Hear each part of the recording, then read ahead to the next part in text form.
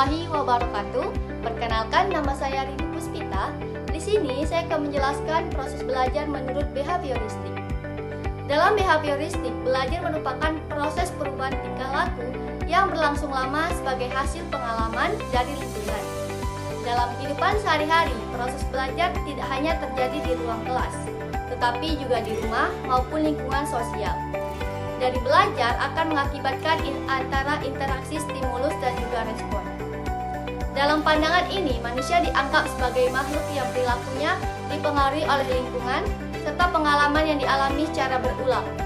Setiap tindakan yang dilakukan individu tidak terlepas dari adanya rangsangan tertentu yang kemudian direspon dan diperkuat melalui konsekuensi yang menyertainya. Oleh karena itu, lingkungan sosial ini memiliki peran yang sangat penting dalam membentuk kebiasaan dan perilaku seseorang. Nah, beberapa tokoh utama dalam teori behavioristik antara lain. Yang pertama ada Ivan Pavlov, yang kedua Edward Thorndike, yang ketiga B.F. Skinner, dan yang keempat Edwin Guthrie. Masing-masing tokoh ini memiliki konsep yang berbeda dalam menjelaskan bagaimana perilaku terbentuk. Belajar melalui kebiasaan yang terbentuk secara otomatis lewat asosiasi berulang. Nah, selanjutnya menurut Edward Thorndike Connectionism, belajar terjadi karena adanya hubungan antara stimulus dan respon yang diperkuat melalui latihan. Sedangkan menurut B.F. Skinner Operant Conditioning, belajar melalui penguatan dan hukuman yang mengikuti perilaku.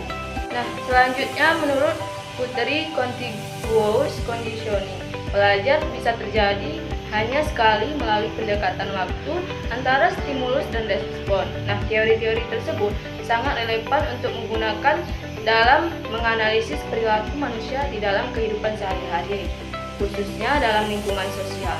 Lingkungan sosial seperti pertemanan, keluarga, dan masyarakat merupakan faktor utama yang mempengaruhi pembentukan perilaku individu. Nah, seseorang cenderung menyesuaikan diri dengan lingkungan tempat dia berada, baik secara sadar maupun tidak sadar. Nah, oleh karena itu, laporan ini bertujuan untuk mengidentifikasi 3 situasi nyata dalam lingkungan sosial yang dapat dijelaskan melalui teori behavioristik serta menentukan tokoh yang paling tepat untuk menjelaskan masing-masing situasi tersebut. Oleh karena itu, dalam laporan ini akan membahas 3 situasi nyata yang terjadi dalam kehidupan sehari-hari yang dianalisis menggunakan teori behavioristik. Dalam kehidupan sehari-hari, lingkungan sosial seringkali menjadi faktor yang sangat kuat dalam membentuk kebiasaan seseorang. Situasi pertama yang dapat diamati adalah perubahan perilaku menjadi lebih rajin belajar karena pengaruh teman sebaya. Dalam pengalaman saya, ketika saya berada di lingkungan teman-teman yang memiliki kebiasaan belajar bersama, saya awalnya hanya ikut-ikutan tanpa memiliki niat yang kuat.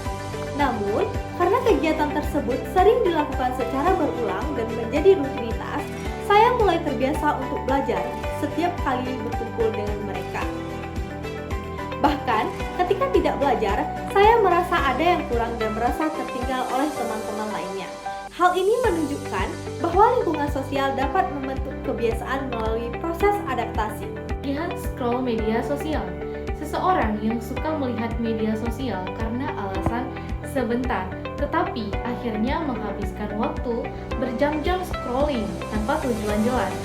Situasi ini dapat dijelaskan melalui teori yang dikemukakan B.F. Skinner. Alasannya karena perilaku ini dipengaruhi oleh random, tidak tetap, variabel reward. Kadang muncul konten menarik, kadang tidak. Justru ini yang membuat orang terus scroll. Sama seperti eksperimen Skinner, ketidakpastian hadiah membuat perilaku semakin sulit dihentikan.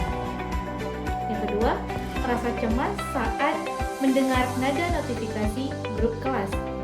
Setiap kali mendengar bunyi notifikasi dari grup kelas, seseorang langsung merasa tegang karena sering berisi tugas mendadak. Tokoh yang sesuai Ivan Pavlov. Alasannya karena bunyi notifikasi sering dikaitkan dengan tugas atau tekanan. Akhirnya memicu respon emosional cemas. Ini merupakan classical condition. Yang ketiga, refleks mengucap hadir saat nama dipanggil. Saat dosen memanggil nama, mahasiswa langsung menjawab hadir tanpa berpikir situasi tersebut, sesuai dengan Edwin Coulter alasannya. Karena menurut Coulter, hubungan stimulus-respon bisa terbentuk hanya dengan kedekatan waktu.